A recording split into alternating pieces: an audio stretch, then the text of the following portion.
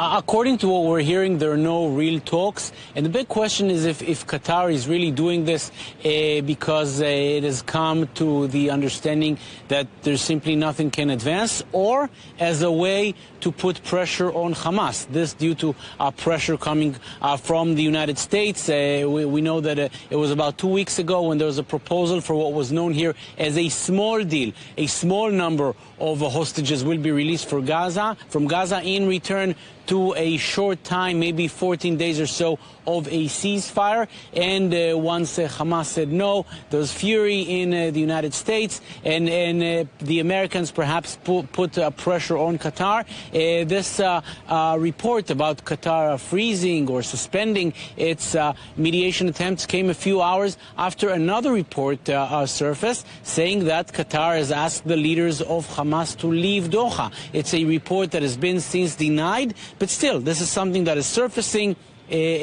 Possibly, maybe some kind of information about the Hamas leaders being asked to leave Doha. Now this comes as the other report saying that for the moment Qatar is suspending its mediation attempts.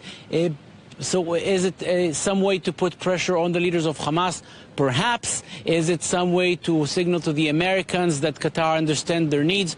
Also might be the case. Whatever it is, on the table at the moment, there's no real proposal to move forward. And a damning editorial in one of Israel's biggest newspapers over the Gaza campaign.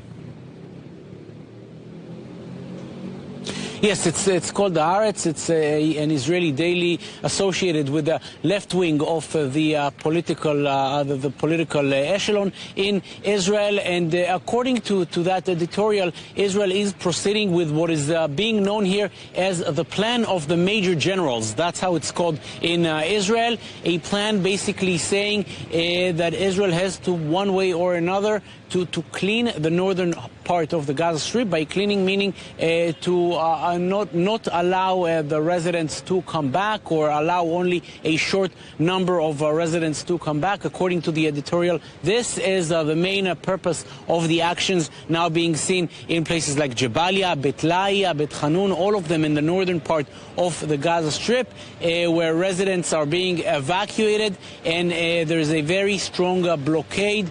And according to this editorial, there's the extent of the damage in these areas is such that residents will simply not be able to go back. According to the Israeli army, this is all part of there's no plan whatsoever to not allow residents to come back, but this is due to military operations, due to the tough fighting in the area, according to the editorial, and according to other factors in the international community. The Israeli aim is trying to prevent the return of residents to the northern part of the Gaza Strip. Officially, Israel is strongly denying these reports.